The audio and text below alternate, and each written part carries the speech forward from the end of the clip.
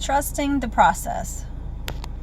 With gardening, there comes some trusting the process with it. When you're gardening, preparing the soil is key to how your crops will turn out.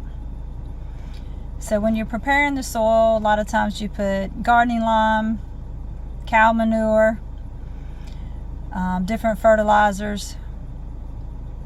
But who would have thought cow manure, poop, would bring out delicious crops? That's another subject for another day. But you have to prepare the soil.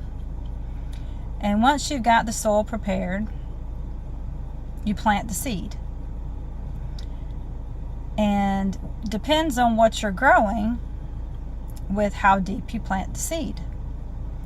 It can be 1/4 inch, 1/2 inch, 1 inch, 2 inches. Some of them you just scatter because they're very tiny seeds. But still, you have to have good soil, plant the seed, and then you water it.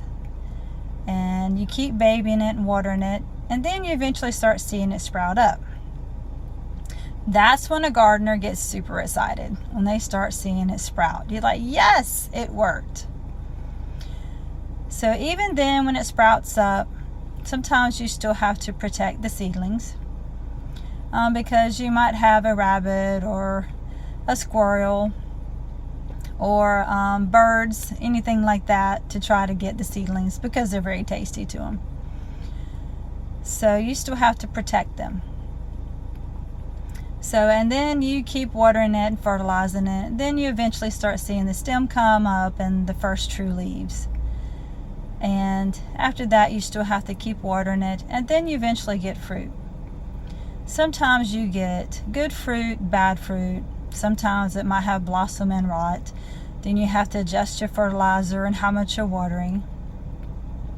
And if you have a lot of sun, you're having to sometimes do shade cloths to protect them, unless you're growing things underneath some good shade, like near a tree or something. But trust in the process in that. And for my life, with my relationship with the Lord, is still trusting the process. It's the same way as gardening.